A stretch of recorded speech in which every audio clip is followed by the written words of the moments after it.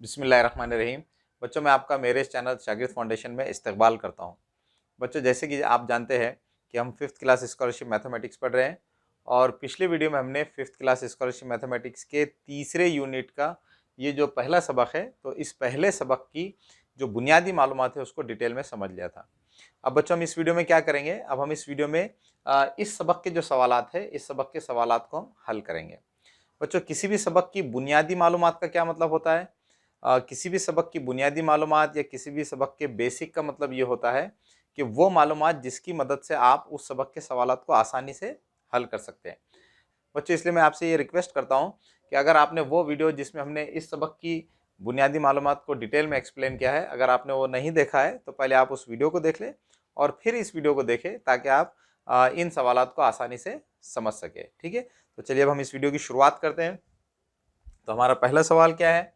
पहले सवाल में वो कह रहे हैं कि मुंदरजा झैल में से कौन सी कसर सबसे बड़ी कसर है। ठीक है बच्चों, हमको क्या करना है, पहले सवाल में ये मालूम करना है कि ये जो चार कसरें दी गई है, ये जो चार फ्रैक्शंस है, तो इनमें से कौन सी कसर जो है बड़ी है। ठीक है बच्चों, अगर आप इन कसरों को गौर से देखेंगे तो आपको यहाँ पर एक बात पता चलेगी कि इन चारों कसरों में शुमार कुनिंदा न्यूमरेटर सेम है, शुमार कुनिंदा एक जैसे है।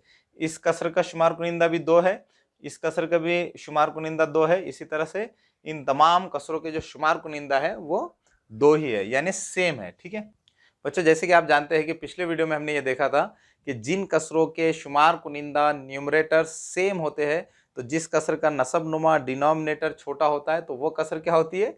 बड़ी कसर होती है। ठीक है, जैसे यहाँ पर आप देख सकते हैं कि इन तमाम कसरों में ये जो कसर है 2/4, तो 2/4 इस कसर का जो नसब नुमा है ये सबसे छोटा है, इसलिए ये जो कसर होगी 2/4, ये कसर इन तमाम कसरों में सबसे बड़ी कसर होगी। ठीक है, तो इस तरह से यहाँ पर हम ये कह सकते हैं कि सवाल नंबर 1 का जो करेक्ट ऑप्शन होगा वो क्या होगा? Option number 1। ठीक है, अब बच्चों हम क्वेश्चन नंबर 2 को देखेंगे। क्वेश्चन नंबर 2 में क्या करना है? क्वेश्चन नंबर 2 में वो कह रहे हैं जमा कीजिए। ठीक है, यहाँ पर हमें क्या करना है, ये जो 3 कसरें दी गई है, ये जो 3 फ्रैक्शंस है, तो इनको हमको ऐड करना है, इनकी हमको जमा करना है। ठीक है बच्चों, जब भी कसरों की जमा की जाती है तो जमा हम उसी वक्त कर सकते हैं जब उन कसरों के नसबनुमा डिनोमिनेटर सेम हो। ठीक है, जैसे यहाँ पर आप देख सकते हैं कि इन तीनों कसरों के जो नसबनुमा है, नसबनुमा सेम है, इसलिए हम इन कसरों की आसानी से जमा कर सकते हैं। जब भी कसरों की जमा की जाती है तो क्या किया जाता है? सिर्फ शुमार कुनिंदा में जमा का अमल किया जाता है और नसबनुमा को वैसे के वैसे ही लिख दिया जाता है। ठीक है, तो हमें इन तीनों कसरों की जमा करने के लिए क्या करना होगा? सिर्फ शुमार कुनिंदा में जमा का अमल करना होगा। ठीक है, यहाँ पर इस कसर में शुमार कुनिंदा में क्या है? 12 है, इस कसर में शुमार कुनिंदा में 13 है, और इस कसर में शुमार कुनिंदा में क्या है? 14 है। तो हमें क्या करना होगा? सिर्फ शुमार कुनिंदा में जमा का अमल करना होगा और नसब नुमा को वैसे के वैसे लिख देना होगा।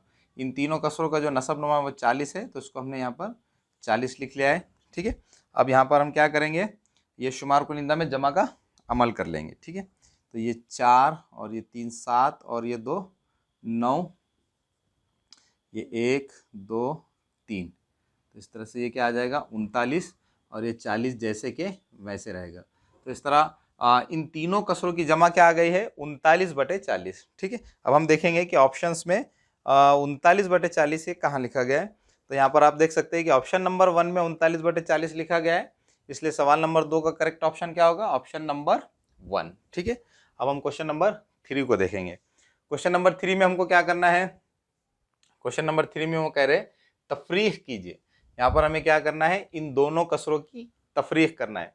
बच्चों, मैंने आपको पिछले वीडियो में भी ये बताया था कि जब भी हम कसरों की जमा या तफरीक करते हैं तो सिर्फ जमा या तफरीक का अमल शुमार कुनिंदा में होता है और नसब नुमा को वैसे के वैसे ही लिख दिया जाता है। तो यहाँ पर हमें क्या करना है? इन दोनों कसरों की तफरीक करना है। यहाँ पर इन दोनों कसरों की जो नसब नुमा है, डिनोमिनेटर्स है, वो सेम है, तो हम इन कसरों की आसानी से तफरीक कर सकते हैं। ठीक है, लेकिन बच्चों तफरीक का अमल कहाँ होगा? सिर्फ शुमार कुनिंदा में होगा, न्यूमरेटर्स में जो है तो सब्ट्रैक्शन होगा। ठीक है, तो यहाँ पर हम क्या करेंगे? इन कसरों की तफरीक करने के लिए सिर्फ शुमार कुनिंदा में तफरीक का अमल करेंगे। ठीक है, 23 तफरीक 12 और नसब नुमा को वैसे के वैसे ही लिख देंगे। ठीक है, तो अब हमारा फाइनल आंसर क्या आएगा? 23 में से 12 को निकालने पर कितने बचेंगे, 23 में से 12 को निकालने पर बचेंगे 11, और ये नसबनुमा जैसे के वैसे आ जाएगा। ठीक है, तो इस तरह से इन दोनों कसरों की तफरीक क्या आ गई है, 11/40। अब हम देखेंगे कि ऑप्शंस में किस ऑप्शन में 11/40 लिखा गया है। तो यहाँ पर ऑप्शन नंबर 2 में 11/40 लिखा गया है, इसलिए सवाल नंबर 3 का करेक्ट ऑप्शन क्या होगा, ऑप्शन नंबर 2। ठीक है, अब बच्चों हम क्वेश्चन नंबर 4 को देख लेते हैं। क्वेश्चन नंबर 4 में वो क्या कह रहे हैं, क्वेश्चन नंबर 4 में वो कह रहे हैं कि निशान ज़दा हिस्सा किस कसरों को जाहिर करता है। ठीक है बच्चों, यहाँ पर एक शक्ल दी गई है और हमको ये मालूम करना है कि इस शक्ल में जो निशानजद हिस्सा है जिसको रंगीन किया गया है, तो वो हिस्सा कसर की सूरत में किस तरह से जाहिर किया जाएगा। ठीक है, तो बच्चों यहाँ पर आप देख सकते हैं कि इस शक्ल के 6 बराबर हिस्से किए गए, 1 2 3 4 5 6, और 6 बराबर हिस्सों में से 4 बराबर हिस्सों को निशान ज़दा किया गया है, 1 2 3 4। ठीक है, तो यहाँ पर इस शक्ल में 4 निशान ज़दा हिस्से हैं 6 बराबर हिस्सों में से, तो हम इस निशानजद हिस्से को कसर की सूरत में किस तरह से लिखेंगे, 4/6। क्योंकि बच्चों इस शक्ल में 6 बराबर हिस्सों में से 4 बराबर हिस्सों को रंगीन किया गया है, इसलिए इस निशानजदा हिस्से को, इस रंगीन हिस्से को हम कसर की सूरत में किस तरह से जाहिर करेंगे, 4/6। ठीक है, तो इस तरह से सवाल नंबर 4 का करेक्ट ऑप्शन क्या होगा, ऑप्शन नंबर 2। तो चलिए बच्चों हम क्वेश्चन नंबर 5 को देखेंगे। क्वेश्चन नंबर 5 में वो क्या कह रहे हैं कि 3/7 और 4/9 इन कसरों के नसब नुमा मसावी करें तो कौन सी कसरें बनेंगी। ठीक है बच्चों, हमको क्या करना है, इस सवाल में इन दोनों कसरों के नसब नुमा को, डिनोमिनेटर्स को सेम बनाना है, एक जैसे बनाना है। आप यहाँ देख सकते हैं कि इस कसर का नसब नुमा 9 है और इस कसर का नसब नुमा 7 है।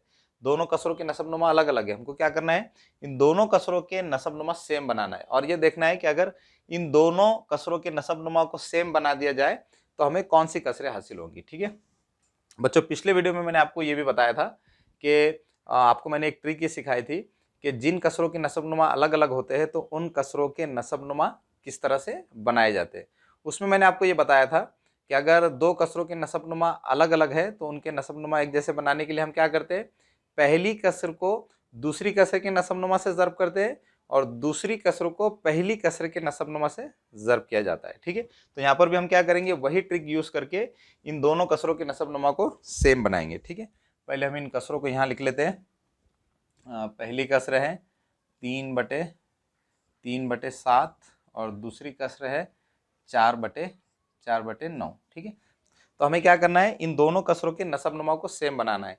तो दोनों कसरों के नसब नुमा सेम बनाने के लिए हम क्या करेंगे, इस कसर को इस कसर के नसब नुमा से यानी 9 से मल्टीप्लाई करेंगे और इस कसर को इस कसर के नसब नुमा से यानी 7 से मल्टीप्लाई करेंगे। ठीक है, तो पहले हम 3/7 को इस कसर के नसब नुमा यानी 9 से ज़र्ब कर लेंगे।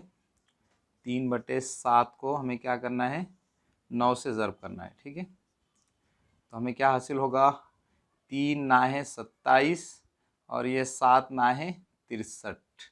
ठीक है, तो 3/7 इस कसर को इस कसर के नसब नुमा यानी 9 से ज़र्ब करने पर हमें कौन सी कसर हासिल हो गई, 27/63। ठीक है, इसी तरह से अब हमें क्या करना है, इस कसर को इस कसर के नसब नुमा से यानी 7 से ज़र्ब करना है। ठीक है, तो यहाँ पर हम क्या करेंगे, इस कसर को 7 से ज़र्ब कर लेंगे। ठीक है, तो हमें कौन सी कसर हासिल होगी, 4 सत्ते 28 और ये 4 सत्ते 28 और ये 9 सत्ते 63। ठीक है, तो इस तरह से इस कसर को इस कसर के नसब नुमा यानी 7 से ज़र्ब करने पर हमें कौन सी कसर हासिल हो गई, 28/63। अब बच्चों यहाँ पर आप देख सकते हैं कि इस कसर को इस कसर के नसब नुमा से और इस कसर को इस कसर के नसब नुमा से ज़र्ब करने पर हमें 2 कसरें हासिल हुई है, और ये दोनों कसरों के नसब नुमा आप देख सकते हैं कि दोनों कसरों के नसब नुमा सेम बन गए हैं, एक जैसे बन गए। ठीक है, तो इस तरह से बच्चों हम यहाँ पर ये कह सकते हैं कि 3/7 और 4/9 इन दोनों कसरों के नसब नुमा सेम करने पर हमें कौन सी कसरें हासिल होंगी, हमें 27/63 और 28/63 ये 2 कसरें हासिल होंगी। ठीक है, तो इस तरह से सवाल नंबर 5 का करेक्ट ऑप्शन क्या होगा, ऑप्शन नंबर 1। ठीक है, अब बच्चों हम क्वेश्चन नंबर 6 को देखेंगे। क्वेश्चन नंबर 6 में वो क्या कह रहे हैं, जमा कीजिए। यहाँ पर हमें क्या करना है, इन दोनों कसरों की जमा करना है। बच्चों यहाँ पर आप देख सकते हैं कि इन दोनों कसरों के नसबनुमा अलग अलग है। पिछले वीडियो में मैंने आपको ये भी बताया था कि जिन कसरों के नसबनुमा अलग अलग होते हैं तो उन कसरों की जमा किस तरह से की जाती है। जब भी जिन कसरों के नसबनुमा अलग अलग होते हैं तो पहले हम क्या करते हैं, उनके नसबनुमा को एक जैसा बनाते हैं और फिर उनकी जमा करते हैं। बच्चों मैंने आपको ये भी बताया था कि जिन कसरों के नसबनुमा अलग अलग होते हैं तो उनको जमा करने के दो तरीके हैं। एक है तिरछे ज़र्ब का तरीका और एक है नसबनुमा को एक जैसा बना के जमा करने का तरीका। ठीक है, तो बच्चों मैं क्या करने वाला हूँ, अभी आपको वो दोनों तरीकों से इन दोनों कसरों की जमा किस तरह से की जाती है ये बताने वाला हूँ। ठीक है, तो पहले हम क्या करेंगे, इन दोनों कसरों की जमा नसबनुमा मसावी बनाकर, एक जैसे बनाकर उनकी जमा किस तरह से की जाती है इसको समझेंगे। ठीक है, जैसे अभी आपने देखा कि दो कसरों के नसबनुमा अगर अलग अलग हो तो उनके नसबनुमा बनाने के लिए हम क्या करते हैं, पहली कसर को दूसरी कसर के नसबनुमा से ज़र्ब करते हैं और दूसरी कसर को पहली कसर के नसबनुमा से ज़र्ब करते हैं। ठीक है, तो यहाँ पर भी हम वैसे ही करेंगे। तो पहले हम क्या करेंगे, यहाँ पर इन दोनों कसरों को लिख लेंगे 4/7 जमा 8/3। हमें क्या करना है, इन दोनों कसरों के नसबनुमा सेम बनाना है। तो इसके लिए हम क्या करेंगे, इस पहली कसरों को यानी 4/7 को हम इस कसर के नसबनुमा से यानी 3 से ज़र्ब करेंगे। ठीक है, इसी तरह से 8/3 इस कसरों को हम इस कसर के नसबनुमा से यानी 7 से ज़र्ब करेंगे। ठीक है, तो अब ये क्या हो जाएगा, 4 तिया 12 और ये 7 तिया 21 जमा 8 सत्ती 56 बटे 3 सत्ते 21। अब बच्चों यहाँ पर आप देख सकते हैं कि दोनों कसरों के नसबनुमा सेम बन गए। अब हम क्या कर सकते हैं, इन कसरों की जमा कर सकते हैं। कसरों की जमा किस तरह से की जाती है, कसरों की जमा करते वक्त हम सिर्फ शुमार कुनिंदा में जमा कमल करते हैं और नसबनुमा को वैसे के वैसे ही लिख देते हैं। तो यहाँ पर भी हम वैसे ही करेंगे, ये शुमार कुनिंदा की हम जमा कर देंगे और नसबनुमा को वैसे के वैसे लिख लेंगे। ठीक है, अब हमें शुमार कुनिंदा में जमा कमल करना है, ये 6 और ये 2 8 और ये 5 और ये 1 6। ठीक है, तो इस तरह से 12 और 56 की जमा क्या आ गई है 68, नसबनुमा को वैसे के वैसे लिख लेंगे। ठीक है, तो इस तरह से अब हम यहाँ पर ये कह सकते हैं कि इन दोनों कसरों की जमा क्या आ गई है 68/21। अब हम ऑप्शंस में देखेंगे कि 68/21 कहाँ लिखा गया है। तो यहाँ पर आप देख सकते हैं कि ऑप्शंस में ऑप्शन नंबर 3 में 68/21 लिखा गया है। तो इस तरह से सवाल नंबर 6 का करेक्ट ऑप्शन क्या होगा 68/21। ठीक है, अब बच्चों मैं क्या करता हूँ, इन दोनों कसरों की जमा तिरछे ज़र्ब के तरीके से किस तरह से की जाती है ये भी आपको समझा देता हूँ। आप दोनों तरीकों में से कोई भी तरीका इस्तेमाल करके आप कसरों की जमा कर सकते हैं। ठीक है, तो यहाँ पर हम क्या करेंगे, तिरछे ज़र्ब के तरीके से इन दोनों कसरों की जमा करेंगे। पहले हम इन कसरों को लिख लेते हैं 4/7 जमा 8/3। ठीक है, हमें क्या करना है, इन कसरों की जमा तिरछे ज़र्ब के तरीके से करना है। तो तिरछा ज़र्ब किस तरह से किया जाता है, 4 को 3 से ज़र्ब करेंगे तो 4 तिया ये 12 आ जाएंगे और ये 8 को 7 से ज़र्ब करेंगे तो 8 सत्ती 56 आ जाएंगे। ठीक है, इसी तरह से नसबनुमा में 7 और 3 है तो इनकी भी ज़र्ब कर लेंगे तो 7 तिया 21 होते हैं, तो यहाँ पर ये 21 आ जाएगा। ठीक है, अब हमें क्या करना है, शुमार कुनिंदा में जमा कमल करना है। तो ये अभी आपने यहाँ पर देखा कि 56 और 12 कितने होते हैं, 56 और 12 68 होते हैं, तो यहाँ पर ये आ जाएंगे 68 और नसबनुमा जैसे के वैसे आ जाएगा। ठीक है, अब बच्चों यहाँ पर आप देख सकते हैं कि जब हमने इन दोनों कसरों की जमा नसबनुमा एक जैसे बनाकर की तो हमारा क्या जवाब आया 68/21। इसी तरह से जब हमने इन दोनों कसरों की जमा तिरछे ज़र्ब के तरीके से की तो जवाब क्या आया 68/21। तो बच्चों इस तरह से आप ऐसी कसरें जिनके नसबनुमा एक जैसे नहीं होते तो इन दो तरीक़ों की मदद से आप उन कसरों की जमा कर सकते हैं। तो चलिए बच्चों हम क्वेश्चन नंबर 7 को देख लेते हैं। क्वेश्चन नंबर 7 में वो क्या कह रहे हैं कि दिए हुए चौकोन में ज़ैल की कौन सी अलामत होगी। यहाँ पर हमको क्या ये चेक करना है कि इस चौकोन में इन चारों अलामतों में से कौन सी अलामत आएगी, छोटे की अलामत आएगी, लेस देन साइन आएगी, या बड़े की अलामत आएगी, ग्रेटर देन साइन आएगी, या मसावी की अलामत आएगी यानी इक्वल की साइन आएगी, या ये अलामत आएगी। ठीक है, हमको यहाँ पर ये चेक करना है कि इस चौकोन में कौन सी अलामत आएगी। तो बच्चों इस चौकोन में कौन सी अलामत आएगी ये देखने के लिए हमको क्या करना होगा, इन दोनों नंबर्स को, इन दोनों कसरों को कंपेयर करना होगा, उनका मुआवजा करना होगा कि इनमें से कौन सी कसर छोटी है और कौन सी कसर बड़ी है। लेकिन यहाँ पर आप देख सकते हैं कि इन दोनों कसरों के जो नसब नुमा है अलग अलग है। तो पहले हमको क्या करना होगा, पहले इन दोनों कसरों के नसबनुमा को एक जैसे बनाना होगा। अगर हम इन दोनों कसरों के नसबनुमा को एक जैसा बना देंगे तो हम आसानी से उन दोनों कसरों का छोटा बड़ापन मालूम कर सकेंगे। ठीक है, तो पहले हम क्या करते हैं, इन दोनों कसरों के नसबनुमा को सेम बना देते हैं। ठीक है बच्चों, दोनों कसरों के नसबनुमा को सेम बनाने के लिए हमको क्या करना होगा, इस कसर को इस कसर के नसबनुमा से यानी 6 से मल्टीप्लाई करना होगा और इस कसर को इस कसर के नसबनुमा से यानी 8 से मल्टीप्लाई करना होगा। ठीक है, तो बच्चों हम क्या करेंगे, इन दोनों कसरों के नसबनुमा को पहले सेम बनाएंगे। ठीक है, तो पहले हम इन दोनों कसरों को यहाँ लिख लेते हैं 17/8 और ये दूसरी कसर है 23/6। ठीक है, इन दोनों कसरों के नसबनुमा को हम सेम किस तरह से बनाएंगे, इस कसर को हमको इस कसर के नसबनुमा से यानी 6 से ज़र्ब करना होगा और इस कसर को इस कसर के नसबनुमा से यानी 8 से ज़र्ब करना होगा। ठीक है, तो पहले हम इस कसर को इस कसर के नसबनुमा से यानी 6 से ज़र्ब कर लेते हैं। ठीक है, 17/8 को हमको क्या करना है, 6 से ज़र्ब करना है। ठीक है, तो ये क्या हो जाएगा, 17 छक्के 17 को हमको 6 से ज़र्ब करना है, तो ये 6 सत्ते 42 के 2 हासिल के 4, 6 एकन 6 और 4 10। ठीक है, तो 17 छक्के कितने आ गए, 102/8 छक्के 48। ठीक है, हमने क्या किया है, इस कसर को इस कसर का जो नसबनुमा है 6 उससे ज़र्ब कर लिया। ठीक है, अब हम क्या करेंगे, इस कसर को इस कसर के नसबनुमा से यानी 8 से मल्टीप्लाई करेंगे। ठीक है, 23/6 को ज़र्ब करना है 8 से। ठीक है, 23 अट्ठे कितने होते हैं, ये 8 या 24 के 4 हासिल के 2, 8 दूनी 16 और 2 18, तो 23 अट्ठे कितने आ गए, 184/6 अट्ठे 48। ठीक है, तो इस तरह से बच्चों हमने क्या किया है, इन दोनों कसरों के जो नसबनुमा है उनको सेम बना लिया है। अब हम आसानी से इन दोनों कसरों को कंपेयर कर सकते हैं, उनमें छोटा बड़ापन मालूम कर सकते हैं। ठीक है, यहाँ पर आप देख सकते हैं कि इस कसर का जो शुमार कुनिंदा है 102 है और इस कसर का शुमार कुनिंदा 184 है।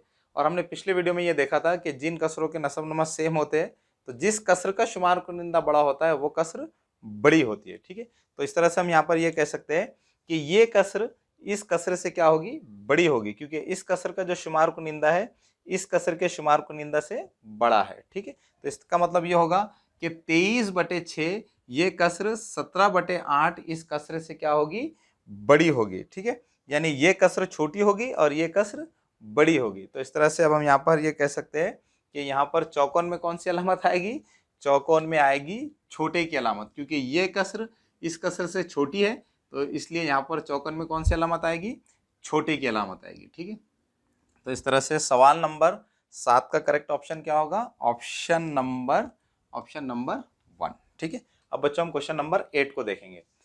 सवाल नंबर 8 में वो कह रहे हैं कि मुंदरजे झैल में से कौन सा मुतबादिल गलत है।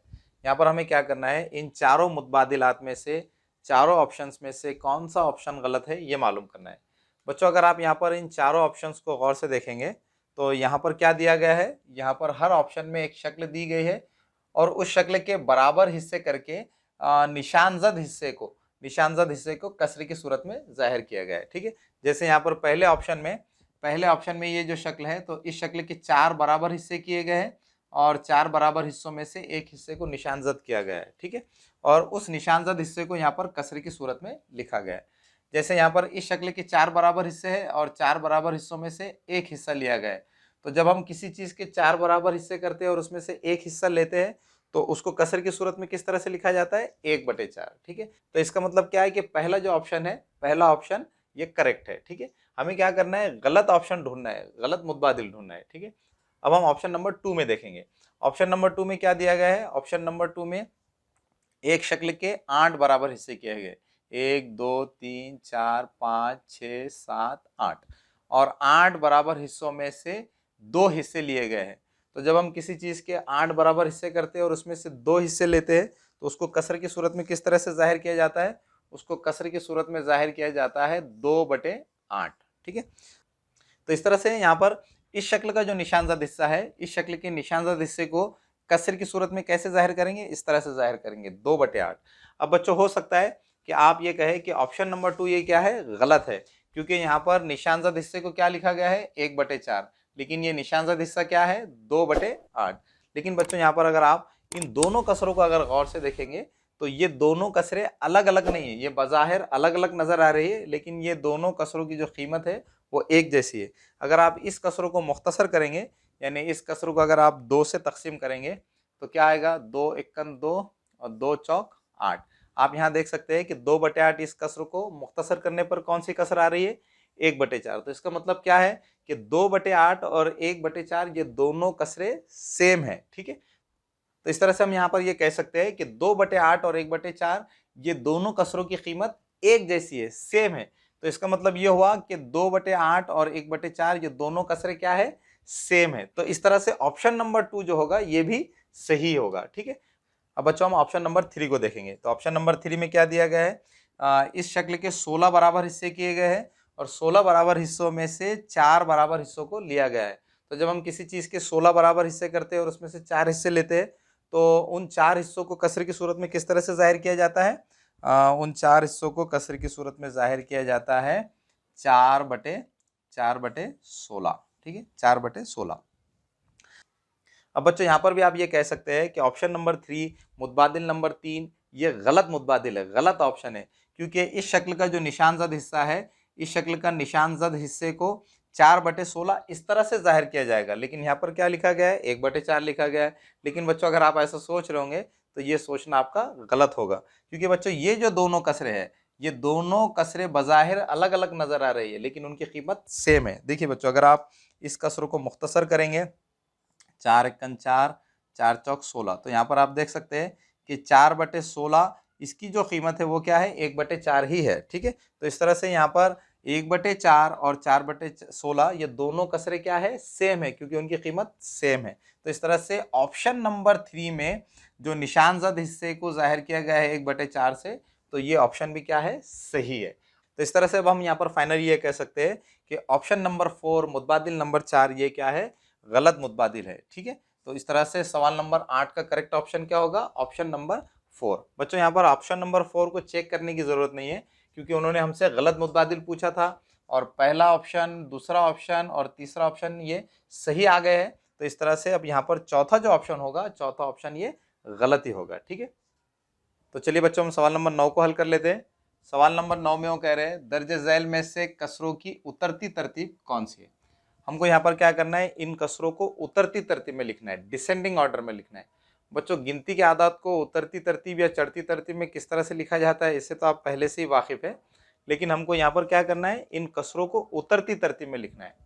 जब भी हम आदात को उतरती तरतीब में लिखते हैं तो बड़े अदद को पहले लिखा जाता है और छोटे अदद को बाद में लिखा जाता है। तो इसी तरह से इन कसरों को जब हम उतरती तरतीब में लिखेंगे तो बड़ी कसरों को पहले लिखेंगे और छोटी कसरों को बाद में लिखेंगे, ठीक है। तो हम यहाँ पर क्या करेंगे, इन कसरों को उतरती तरतीब में लिखेंगे, उतरती तरतीब, ठीक है। उतरती तरतीब में बड़ी कसर पहले आएगी और छोटी कसर बाद में आएगी। अब बच्चों सवाल यह है कि इन कसरों में बड़ी कसर कौन सी है और छोटी कसर कौन सी है। बच्चों अगर आप इन कसरों को गौर से देखेंगे तो आपको पता चलेगा कि इन तमाम कसरों के जो शुमार कुनिंदा है, शुमार कुनिंदा सेम है। और पिछले वीडियो में मैंने आपको ये बताया था कि जिन कसरों के शुमार कुनिंदा सेम होते हैं, तो जिस कसर का नसबनुमा छोटा होता है वो कसर क्या होती है, बड़ी होती है। तो यहाँ पर इस कसर का जो नसबनुमा है ये छोटा है, इसलिए ये कसर क्या होगी, बड़ी होगी। तो उतरती तरतीब में ये कसर पहले आएगी, तो 5/6 ये कसर पहले आएगी, उसके बाद 5/8 ये कसर आएगी, फिर उसके बाद 5/11 ये कसर आएगी, और सबसे आखिर में सबसे छोटी कसर 5/13 ये आएगी, ठीक है। तो इस तरह से हमने क्या किया है, इन कसरों को उतरती तरतीब में लिख लिया है। अब हम ये देखेंगे कि कसरों की ये तरतीब किस ऑप्शन में लिखी गई है। तो यहाँ पर आप देख सकते हैं कि ऑप्शन नंबर 3 में कसरों की ये तरतीब लिखी गई है। तो इस तरह से सवाल नंबर 9 का करेक्ट ऑप्शन क्या होगा, ऑप्शन नंबर 3। तो चलिए बच्चों हम सवाल नंबर 10 को हल कर लेते हैं। सवाल नंबर 10 में वो क्या कह रहे हैं, दर्जे झैल में कसरों की चढ़ती तरतीब कौन सी है। यहाँ पर हमें क्या करना है, इन कसरों को चढ़ती तरतीब में लिखना है, असेंडिंग ऑर्डर में लिखना है। बच्चों आदात की चढ़ती तरतीब या असेंडिंग ऑर्डर का क्या मतलब होता है, आदात की ऐसी तरतीब जिसमें छोटा अदद पहले होता है और बड़ा अदद बाद में होता है, ठीक है। तो इसी तरह से हमें क्या करना है, इन कसरों को चढ़ती तरतीब में लिखना है। तो इन कसरों की चढ़ती तरतीब में छोटी कसर पहले आएगी और बड़ी कसर बाद में आएगी, ठीक है। तो यहाँ पर हम लिखेंगे चढ़ती तरतीब, चढ़ती तरतीब, असेंडिंग ऑर्डर। ठीक है, अब बच्चों हमको क्या करना है, इन कसरों को चढ़ती तरतीब में लिखना है, असेंडिंग ऑर्डर में लिखना है। आदात की चढ़ती तरतीब में छोटा आदत पहले आता है और बड़ा आदत बाद में आता है। ठीक है, तो इसी तरह से इन कसरों को जब हम चढ़ती तरतीब में लिखेंगे, असेंडिंग ऑर्डर में लिखेंगे, तो छोटी कसर पहले आएगी और बड़ी कसर बाद में आएगी। ठीक है, अब बच्चों हमको यह देखना होगा कि इन कसरों में छोटी कसर कौन सी है और बड़ी कसर कौन सी है। बच्चों अगर आप इन कसरों को गौर से देखेंगे तो इन कसरों में जो नसब नुमा है वो सेम है, एक जैसे। और मैंने आपको पिछले वीडियो में ये बताया था कि जिन कसरों के नसब नुमा सेम होते हैं तो जिस कसर का शुमार कुनिंदा बड़ा होता है वो कसर बड़ी होती है, और जिस कसर का शुमार कुनिंदा छोटा होता है वो कसर छोटी होती है। तो यहाँ पर 15/7 ये इस कसर का जो शुमार कुनिंदा है ये सबसे बड़ा है, तो ये कसर क्या होगी, ये बड़ी होगी। और 1/7 इस कसर का जो शुमार कुनिंदा है ये सबसे छोटा है, इसलिए 1/7 ये सबसे छोटी कसर होगी। और हमें क्या करना है, इन कसरों को चढ़ती तरतीब में लिखना है, तो छोटी कसर पहले आएगी, तो छोटी कसर 1/7 है, इसलिए इन कसरों की चढ़ती तरतीब में जो सबसे छोटी कसर है 1/7 वो पहले आएगी। उसके बाद 5/7 ये कसर आएगी। उसके बाद 7/7 ये कसर आएगी। उसके बाद 12/7 ये कसर आएगी। इसी तरह से सबसे आखिर में जो सबसे बड़ी कसर है 15/7 ये कसर आएगी, 15/7 ये कसर आएगी। ठीक है, तो इस तरह बच्चों हमने क्या किया है, इन कसरों को चढ़ती तरतीब में लिख लिया है। अब हम देखेंगे कि ये तरतीब किस ऑप्शन में लिखी गई। तो अगर आप यहाँ गौर से देखेंगे तो आपको पता चलेगा कि ये जो तरतीब है ये ऑप्शन नंबर 1 में लिखी गई है। तो इस तरह से सवाल नंबर 10 का करेक्ट ऑप्शन क्या होगा, ऑप्शन नंबर 1। तो चलिए बच्चों हम इस वीडियो का जो अगला सवाल है उसको देख लेते हैं। हमें इस सवाल में क्या करना है, हमें इस सवाल में इन चारों कसरों में जो सबसे बड़ी कसर है वो मालूम करना है। लेकिन बच्चों यहाँ पर आप देख सकते हैं कि इन चारों कसरों के जो नसब नुमा है वो अलग अलग है। अगर इन कसरों के नसब नुमा सेम होते तो हम आसानी से मालूम कर सकते थे कि इन कसरों में सबसे बड़ी कसर कौन सी है। ठीक है, तो हम क्या करेंगे, पहले इन कसरों के जो नसब नुमा है उनको सेम बनाएंगे। अब सवाल ये है कि इन चारों कसरों के नसब नुमा हम सेम किस तरह से बनाएंगे। तो इसके लिए हम क्या करेंगे, इसके लिए हम ये देखेंगे कि इन चारों कसरों के जो नसब नुमा है 5, 20, 50 और 25, तो हम ये देखेंगे कि 5, 20, 50 और 25 इन चारों आदात के गुना में आने वाला सबसे छोटा आदत कौन सा है। तो इन चारों आदात के गुना में आने वाला सबसे छोटा आदत है 100। तो हम क्या करेंगे, इन चारों कसरों के नसब नुमा को 100 बनाएंगे। ठीक है, तो पहले हम इस कसर के नसब नुमा को 100 बना लेते हैं।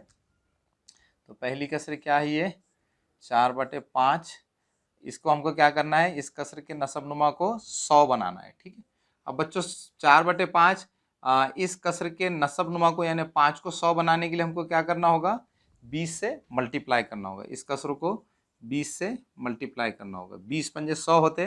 तो इस तरह से हम इस कसर को 20 से मल्टीप्लाई करके इस कसर के नसब नुमा को 100 बना सकते हैं। ठीक है, तो ये क्या हो जाएगा, 20 चौक 80 और 20 पंजे 100। ठीक है, 20 पंजे 100। तो इस तरह से हमने इस कसर को 20 से मल्टीप्लाई करके इस कसर के नसब नुमा को 100 बना लिया है। अब हम इस कसर के नसब नुमा को 100 बनाएंगे। ठीक है, 9/20। ठीक है, 9/20 के नसब नुमा को यानी 20 को 100 बनाने के लिए हमको क्या करना होगा, 5 से मल्टीप्लाई करना होगा। तो हम 9/20 इस कसर को 5 से मल्टीप्लाई करेंगे। ठीक है, तो ये क्या हो जाएगा, 9 पंजे 45 और 20 पंजे 100। तो इस तरह से हमने 9/20 इस कसर के नसब नुमा को भी 100 बना लिया है। इसी तरह से अब हम 18/20 इस कसर के नसब नुमा को 100 बनाएंगे। ठीक है, तो इसके लिए हमको क्या करना होगा, इस कसर को 2 से मल्टीप्लाई करना होगा। ठीक है, जब हम 18/50 इस कसर को 2 से मल्टीप्लाई करेंगे तो इस कसर का नसब नुमा भी क्या बन जाएगा, 100 बन जाएगा। ठीक है, 18 दूनी 36 और 50 दूनी 100। ठीक है, तो इस तरह से इस कसर का नसब नुमा भी क्या बन गया है, 100 बन गया है। ठीक है, अब हमें क्या करना है, ये जो कसर है 12/25 इस कसर के नसब नुमा को भी 100 बनाना है। ठीक है, 12/25, तो 12/25 इस कसर के नसब नुमा को 100 बनाने के लिए हमको क्या करना होगा, 25 को 4 से ज़र्ब करना होगा। ठीक है, तो हम 12/25 इस कसर को हम क्या करेंगे, 4 से मल्टीप्लाई कर देंगे। ठीक है, तो ये हो जाएगा 12 चौक 48 और 25 चौक 100। ठीक है, तो इस तरह से हमने 12/25 इस कसर के नसब नुमा को भी क्या बना लिया है, 100 बना लिया। अब हम आसानी से इन चारों कसरों को कंपेयर कर सकते हैं और ये देख सकते हैं कि इन कसरों में सबसे बड़ी कसर कौन सी है। ठीक है, तो इस तरह से बच्चों हमने इन चारों कसरों के जो नसब नुमा है उनको 100 बना लिया है। तो अब हम ये देखेंगे कि इन चारों कसरों में सबसे बड़ी कसर कौन सी है। ठीक है बच्चों, मैंने आपको ये पहले भी बताया था कि जिन कसरों के नसब नुमा एक जैसे होते हैं, तो जिस कसर का शुमार कुनिंदा बड़ा होता है तो वो कसर बड़ी होती है। ठीक है, तो यहाँ पर आप देख सकते हैं कि इन चारों कसरों में इस कसर का जो शुमार कुनिंदा है ये सबसे बड़ा है। तो इसका मतलब क्या होगा, ये जो कसर होगी ये कसर सबसे बड़ी होगी, यानी 4/5 ये कसर सबसे बड़ी होगी। तो इस तरह से हम यहाँ पर ये कह सकते हैं कि 4/5 ये कसर सबसे बड़ी है। तो इस तरह से सवाल नंबर 11 का जो करेक्ट ऑप्शन होगा, ऑप्शन नंबर 4। तो चलिए बच्चों, हम इस वीडियो का जो आखिरी सवाल है उसको हल कर लेते हैं। हमारे इस वीडियो का आखिरी सवाल है, दर्जे झैल में से कसरों की कौन सी तरतीब चढ़ती तरतीब है।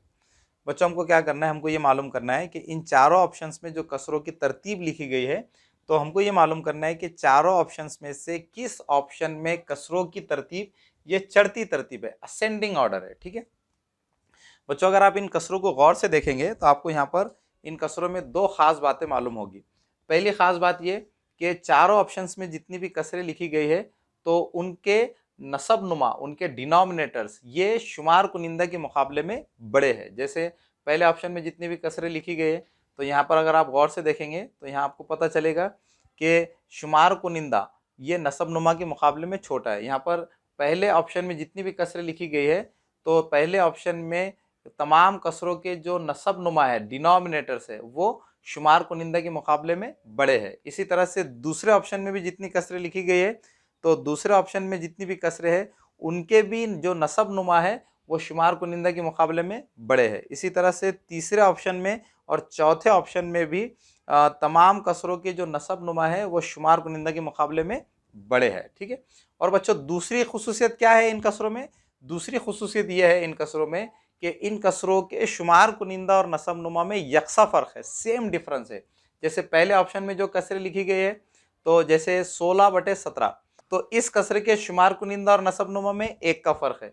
इसी तरह से इस कसरे के शुमार कुनिंदा और नसब नुमा में 1 का फ़र्क है।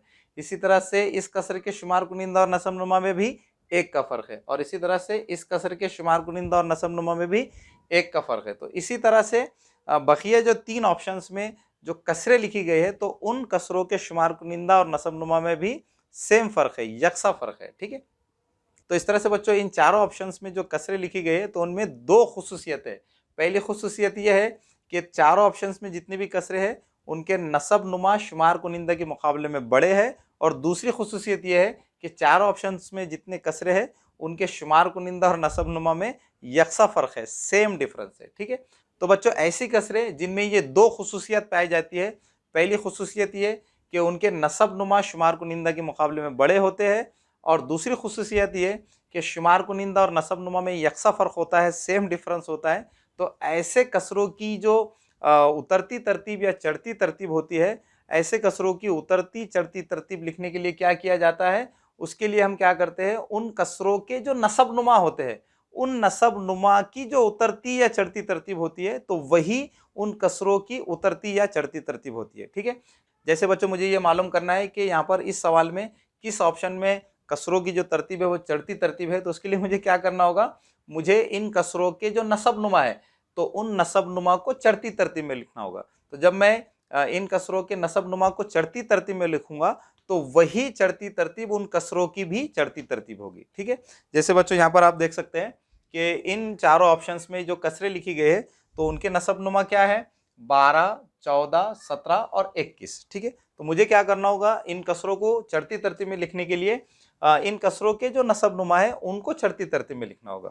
और बच्चों चढ़ती तरतीब का क्या मतलब होता है, चढ़ती तरतीब में छोटा अदद पहले आता है और बड़ा अदद बाद में आता है। ठीक है, तो यहाँ पर इन कसरों के जो नसब नुमा है, नसब नुमा क्या क्या है, 12, 12, 14, 17, 17 और 21। ठीक है, 17 और 21।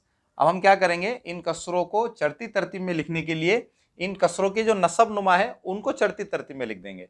चढ़ती तरतीब में पहले छोटा अदद आएगा, उसके बाद बड़ा अदद बाद में आएगा। ठीक है, तो छोटा अदद यहाँ पर इन चारों में 12 है, तो पहले 12 आएगा, उसके बाद 14 आएगा, उसके बाद 17 आएगा और आखिर में सबसे बड़ा अदद यानी 21 आएगा। ठीक है, तो इस तरह से हमने यहाँ पर क्या किया है, इन कसरों के जो नसब नुमा थे उनको चढ़ती तरतीब में लिख लिया है। अब ये नसब नुमा की जो चढ़ती तरतीब होगी तो वही इन कसरों की चढ़ती तरतीब होगी। ठीक है, तो पहले यहाँ पर 12 है, तो पहले कौन सी कसर आएगी, तो कसरों की चढ़ती तरतीब में पहली जो कसर आएगी, पहली कसर आएगी 11/12, 11/12, 11/12। उसके बाद 14 है, तो दूसरे नंबर पर कौन सी कसर आएगी, 13/14, तो दूसरे नंबर पर 13/14 ये कसर आएगी।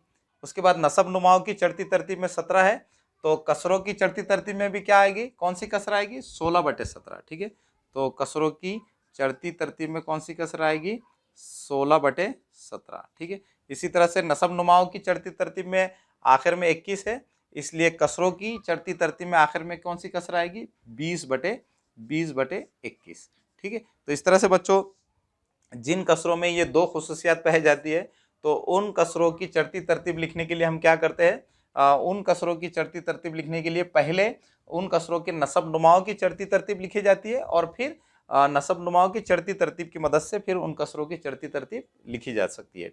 अब बच्चों हम ये देखेंगे कि ये जो कसरों की चढ़ती तरतीब है ये किस ऑप्शन में लिखी गई है, तो यहाँ पर आप देख सकते हैं कि ऑप्शन नंबर 3 में कसरों की ये चढ़ती तरतीब लिखी गई है, इसलिए सवाल नंबर 12 का करेक्ट ऑप्शन क्या होगा, ऑप्शन नंबर 3।